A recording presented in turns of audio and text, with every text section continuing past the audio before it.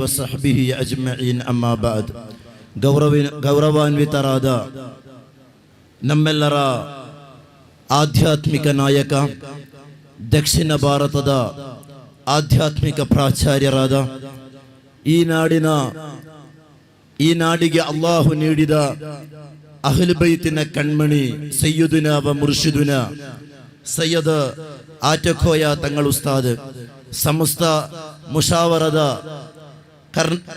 ಈ ದೇಶ ಕಂಡ ಅತ್ಯುನ್ನತವಾದ ಉಲಮಾ ಒಕ್ಕೂಟದ ಗೌರವಾನ್ವಿತರಾದ ಉಪಾಧ್ಯಕ್ಷರುಗಳು, ಅದೇ ರೀತಿ ಅಖಿಲ ಭಾರತ ಸುನ್ನಿ ವಿದ್ಯಾಭ್ಯಾಸ ಮಂಡಳಿಯ ಕೋಶಾಧಿಕಾರಿಯು, ವಿವಿಧ ಸಂಘ ಕುಟುಂಬಗಳನ್ನು ಮುನ್ನಡೆಸುವ ಅತಿ ಮಹೋನ್ನತವಾದ ಜಾಮಿಯಾ ಸಅದಿಯಾ ಅರೇಬಿಯಾ ಸಹಿತ ಇರುವ ವಿದ್ಯಾಸಂಸ್ಥೆಗಳ ಮರ್ಕಜು ತಅಲೀಮುಲ್ ಇಹ್ಸಾನ್ ಮೂಳೂರು ವಿದ್ಯಾಸಂಸ್ಥೆಗಳ ಅಧ್ಯಕ್ಷರು ಕೂಡ ಆಗಿರುವ ಗೌರವಾನ್ವಿತರಾದ ಸಯ್ಯದರವರ ಸಾನ್ನಿಧ್ಯದಲ್ಲಿ ಒಗ್ಗೂಡಿಕೊಂಡಿರುವ ಸಾದಾತ್ಗಳೇ, ಉಲಮಾಗಳೇ, ವಿದ್ವಾಂಸರೇ, SSFನ ಕಾರ್ಯಕರ್ತರೇ, ನಾಯಕರೇ, ಪ್ರೀತಿಯ ಪ್ರತಿಭೆಗಳೇ, ಅಲ್ಹಮ್ದುಲಿಲ್ಲಾ SSF ಕರ್ನಾಟಕ ರಾಜ್ಯ ಸುನ್ನಿ ಸ್ಟೂಡೆಂಟ್ಸ್ ಫೆಡರೇಷನ್ ಹಮ್ಮಿಕೊಂಡಂತಹ ಸಾಹಿತ್ಯೋತ್ಸವ ರಾಜ್ಯ ಮಟ್ಟದ ಕಾರ್ಯಕ್ರಮ ಅಲ್ಹಮ್ದುಲಿಲ್ಲಾ ಕಳೆದ 2 ದಶಕಗಳಿಂದೀಚೆಗೆ ಕರುನಾಡಿನ ಮಣ್ಣಿನಲ್ಲಿ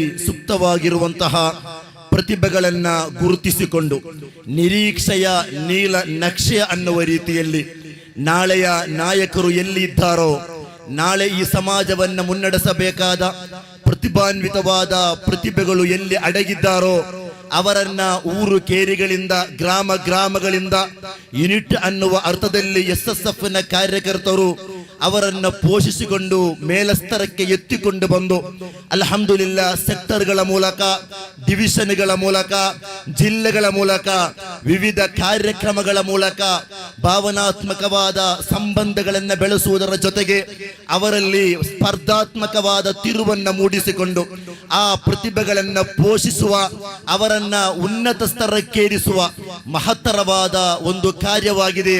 ಅಥವಾ ಈ ನಾಡಿನ ಅತಿ ದೊಡ್ಡ, ಈ ಸಮಾಜದ ಅತಿ ದೊಡ್ಡ ಸಾಂಸ್ಕೃತಿಕ ಹಬ್ಬವಾಗಿದೆ ನಮ್ಮ ಸಾಹಿತ್ಯೋತ್ಸವ ಅನ್ನುವಂತಹದ್ದು. ಅಲ್ಹಮ್ದುಲಿಲ್ಲಾ ಆ ಸಾಹಿತ್ಯೋತ್ಸವ ಕಾರ್ಯಕ್ರಮದ ರಾಜ್ಯ ಮಟ್ಟದ ಒಂದು ಅಂತಿಮ ತೆರೆ ಅನ್ನುವ ಅರ್ಥದಲ್ಲಿ ಅಲ್ಹಮ್ದುಲಿಲ್ಲಾ ರಾಜ್ಯ ಮಟ್ಟದ ಸಾಹಿತ್ಯೋತ್ಸವ ಕಾರ್ಯಕ್ರಮ ಇವತ್ತು ಭಟ್ಕಳ ಅನ್ನುವ ಮದೀನತುಲ್ ಔಲಿಯಾ ಎಂದು ಪರಿಚಿತವಾದ ಹಲವಾರು ಉಲಮಾಗಳ ಸಾತ್ವಿಕ ಸಜ್ಜನರ ಪಾದ ಸ್ಪರ್ಶದಿಂದ ಅನುಗ್ರಹೀತವಾದ ಈ ಧನ್ಯ ಭೂಮಿ ಭಟ್ಕಳವನ್ನ ನಾವು ಇವತ್ತು ಆಯ್ಕೆ ಮಾಡಿಕೊಂಡು ಅಲ್ಹಮ್ದುಲಿಲ್ಲಾ ಈ ಸಾಹಿತ್ಯೋತ್ಸವ ಕಾರ್ಯಕ್ರಮದ ಉದ್ಘಾಟನಾ ಸಮಾರಂಭದಲ್ಲಿ ನಾವು ಇದ್ದೇವೆ. ಅಲ್ಲಾಹು ತಆಲಾ ನಮ್ಮ ಎಲ್ಲ ಕಾರ್ಯಚಟುವಟಿಕೆಗಳನ್ನು ಕಬೂಲ್ ಮಾಡಲಿ. ನಾನೊಂದು ವಿಚಾರವನ್ನು ಮಾತ್ರ ಈ ನಾಡಿನ ಪ್ರತಿಭೆಗಳೆಂದು ಹೇಳಲಿಕ್ಕೆ ಬಯಸುತ್ತಾ ಇದ್ದೇನೆ. ಅಲ್ಹಮ್ದುಲಿಲ್ಲಾ ನೀವು ನಮ್ಮ ನಿರೀಕ್ಷೆಗಳಾಗಿದ್ದೀರಿ. ನಾಳೆಯ ನಿರೀಕ್ಷೆಗಳಾದ ನಿಮ್ಮಲ್ಲಿ SSF ಬಹಳಷ್ಟು ನಿರೀಕ್ಷೆಯನ್ನ ಮೈಗೂಡಿಸಿಕೊಂಡಿದೆ. ಯಾಕೆ ಅಂತ ಹೇಳಿದರೆ ಇವತ್ತು SSF ಅನ್ನು ಮುನ್ನಡೆಸುವಂತಹ ನಾಯಕರುಗಳಲ್ಲಿ ಹಲವಾರು ಜನರು ಒಂದು ಕಾಲದಲ್ಲಿ ನಿಮ್ಮ ರೀತಿಯಲ್ಲಿಯೇ SSF ಹಳದ ಕಾಲಗಳಲ್ಲಿ ಆಯೋಜಿಸಿದ್ದ ಹಲವಾರು ಪ್ರತಿಭೋತ್ಸವಗಳನ್ನ, ಸಾಹಿತ್ಯ ಸಂಘಗಳನ್ನ, ಸಾಹಿತ್ಯೋತ್ಸವ ವೇದಿಕೆಗಳನ್ನ ಹಂಚಿಕೊಂಡವರಾಗಿದ್ದರು. ಅವರೆಲ್ಲರೂ ಕೂಡ ಅವತ್ತು ಮೈಗೂಡಿಸಿಕೊಂಡ ಪ್ರತಿಭೆಯನ್ನ ಅಥವಾ ಅವರ ಸಾಮರ್ಥ್ಯವನ್ನ ಸಾಂಘಿಕವಾಗಿ ಅಹ್ಲು ಸುನ್ನತಿ ವಲ್ ಜಮಾಅದ ಅಜೇಯವಾದ ಉಳಿವಿಗಾಗಿ, ಈ ನಾಡಿನ ಶಾಂತಿ ಮತ್ತು ಸೌಹಾರ್ದತೆಗಾಗಿ, ಈ ಭಾರತದ ನಿಜವಾದ ಇತಿಹಾಸದ ಪ್ರಯಾಣಕ್ಕಾಗಿ ಅಲ್ಲಾಹು ನೀಡಿದ ಮಾತಿನ ಶಕ್ತಿಯನ್ನ, ವಾಕ್ಚಾತುರ್ಯವನ್ನ, ಹಾಡಿನ ಶಕ್ತಿಯನ್ನ, ಸುಮಧುರ ಕಂಠವನ್ನ ಎಲ್ಲವನ್ನೂ ಕೂಡ, ಅದೇ ರೀತಿ ಅದ್ಭುತವಾದ ಬರವಣಿಗೆಯ ಶಕ್ತಿಯನ್ನ ಎಲ್ಲವನ್ನೂ ಕೂಡ ನಾಳೆ ಸಮಾಜಕ್ಕೆ ಉಪಕಾರವಾಗುವ ರೀತಿಯಲ್ಲಿ ನೀವು ಬಳಕೆ ಮಾಡಬೇಕಾಗಿದೆ. ಯಾಕೆ ಅಂತ ಕೇಳಿದರೆ ಇವತ್ತು ಭಾರತಕ್ಕೆ ಅಗತ್ಯವಿರುವಂತಹದ್ದು ಕೇವಲ ಗ್ರಾಜ್ಯುಯೇಷನ್ ಪಡೆದವರನ್ನು ಮಾತ್ರವಲ್ಲ, ಕೇವಲ PGಗಳನ್ನು ಪಡೆದ ಪದವೀಧರವಾದ ಇತಿಹಾಸವನ್ನ ಮುಂದಿಟ್ಟುಕೊಂಡು ಈ ನಾಡಿನ ಶಾಂತಿಯನ್ನ, ಸೌಹಾರ್ದತೆಯನ್ನ ಕದಡುವಂತಹ ಯತ್ನಗಳು ಮಾಡುವಾಗ ವಾಸ್ತವ ಇತಿಹಾಸವನ್ನ ಸಮಾಜದ ಮುಂದೆ ತಿಳಿಸುವಂತಹ ಒಂದು ಪ್ರಯತ್ನವನ್ನ ಮಾಡಬೇಕಾಗಿದೆ. ನೀವು ತಿಳಿದುಕೊಳ್ಳಬೇಕು, ಯಾವುದೇ ಒಬ್ಬ ಅರಸ ಧರ್ಮದ ಬೆಳವಣಿಗೆಗಾಗಿ, ಧಾರ್ಮಿಕ ಕ್ರಾಂತಿಗಾಗಿ, ಧರ್ಮ ಪ್ರಚಾರಗಾಗಿ ಯಾವುದೇ ಒಂದು ದೇವಸ್ಥಾನವನ್ನು ಒಡೆಯಲು ಸಾಧ್ಯವಿಲ್ಲ. ಬದಲಾಗಿ ಅವನ ಸಂಪತ್ತಿನ ಆಧಿಕ್ಯಕ್ಕೆ ಬೇಕಾಗಿ ಅವನು ಒಡೆದಿರಬಹುದು. ನಿಮಗೆ ಗೊತ್ತೇ, ಈ ಭಾರತದ ಆರಂಭವಾಗಿ ದೇವಾಲಯಗಳು ಒಡೆದದ್ದು ಯಾವಾಗ ಅಂತ ಕೇಳಿದರೆ ಕ್ರಿಸ್ತ ಶಕ 642ನೇ ಇಸವಿಯಲ್ಲಾಗಿತ್ತು. ಅದು ಯಾರು ಗೊತ್ತಾ? ಚಾಳುಕ್ಯ ಅರಸನಾಗಿದ್ದ ನರಸಿಂಹ ವರ್ಣ ಅನ್ನುವ ಒಬ್ಬ ಅರಸರಾಗಿದ್ದರು. ಭಾರತದ ಆರಂಭ ದೇವಾಲಯವನ್ನ ಒಡೆದದ್ದು ಅವರೊಬ್ಬರು ಹಿಂದುವಾಗಿದ್ದರು. ಯಾಕೆ ಒಡೆದರು ಅಂತ ಕೇಳಿದರೆ ಆ ನಾಡಿನಲ್ಲಿದ್ದಂತಹ ಮಂದಿರದಲ್ಲಿರುವ ಆಭರಣಗಳನ್ನ, ಚಿನ್ನ ವೈಢೂರ್ಯಗಳನ್ನ ಕೊಳ್ಳೆ ಹೊಡೆಯುವುದಕ್ಕೆ ಬೇಕಾಗಿ ಒಡೆದಿದ್ದರು.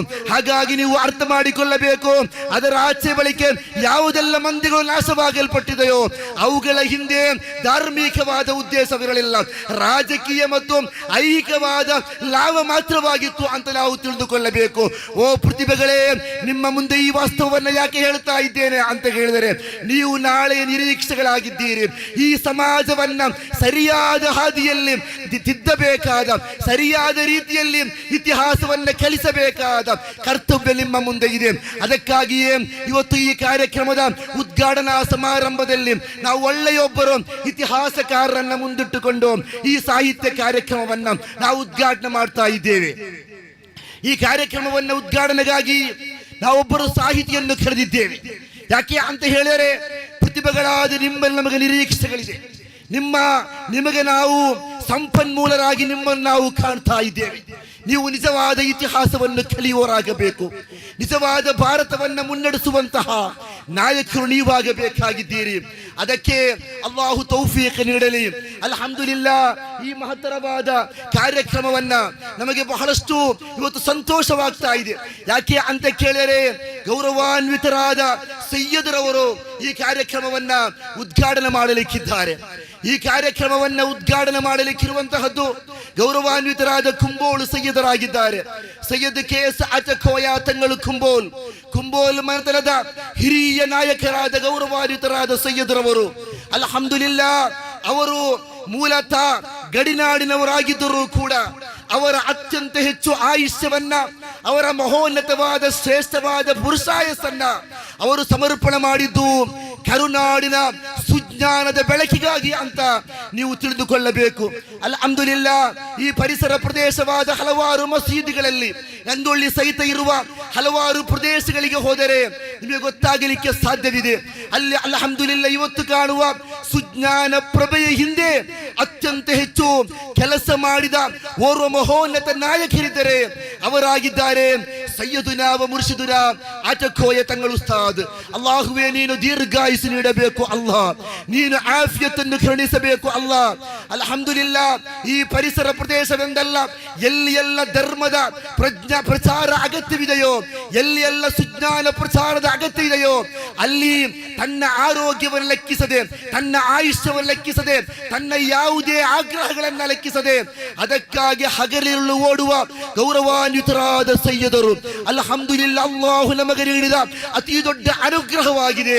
ಯಾ ಅಲ್ಲಾಹ್, ನೀನು ದೀರ್ಘಾಯುಸ್ಸು ನೀಡು, ಅನುಗ್ರಹಿಸುವ ಅಂತ ನಾನು ಈ ಸಂದರ್ಭ ಪ್ರಾರ್ಥನೆ ಮಾಡ್ತಾ ಇದ್ದೇನೆ. ಅಲ್ಹಮ್ದುಲಿಲ್ಲಾ, ಭಟ್ಕಳದಲ್ಲಿ ನಾವು ಕಾರ್ಯಕ್ರಮ ಮಾಡಬೇಕು ಅಂತ ಹೇಳಿದಾಗ ನಮ್ಮ ರಾಜ್ಯಾಧ್ಯಕ್ಷರಾದ ಹಾಫಿಜ್ ಸುಫಿಯಾನ್ ಸಖಾಫಿ ಉಸ್ತಾದ್ ಹೇಳಿದರು, ನಮಗೆ ಸೈಯದುನಾ ಕುಂಬೋಳು ತಂಗಳರವರಿಂದಲೇ ಆ ಕಾರ್ಯಕ್ರಮ ಉದ್ಘಾಟನೆಯಾಗಬೇಕು, ಅವರಿಂದಲೇ ಆ ಕಾರ್ಯಕ್ರಮದ ವೇದಿಕೆ ಉದ್ಘಾಟನೆಯಾಗಬೇಕು. ಯಾಕೆ ಅಂತ ಹೇಳಿದರೆ, ಈ ಉತ್ತರ ಕನ್ನಡ ಜಿಲ್ಲೆಯ ಧಾರ್ಮಿಕ ಸೊಬಗಿನ ಹಿಂದೆ ನಿಷ್ಕಳಂಕವಾಗಿ ದುಡಿದ ಆ ಮಹೋನ್ನತ ಸೈಯದರು, ಆ ಸೈಯದರಿಂದಲೇ ಆಗಬೇಕೆಂಬ ಆಗ್ರಹವಿತ್ತು. ನಮಗೆ ಭಯವಾಗಿತ್ತು, ಎಷ್ಟು ದೂರಕ್ಕೆ ಬರಬಹುದು ಅನ್ನುವ ಹೆದರಿಕೆ ಇತ್ತು.